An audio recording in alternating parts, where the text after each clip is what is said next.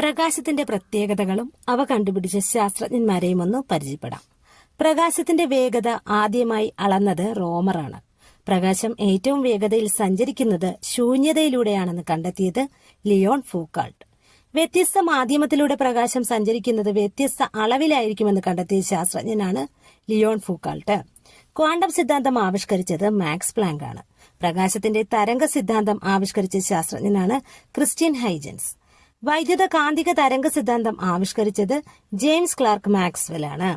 പ്രകാശം അനുപ്രസ്ഥ തരംഗങ്ങളാണെന്ന് തെളിയിച്ച ശാസ്ത്രജ്ഞനാണ് അഗസ്റ്റിൻ ഫ്രെണൽ.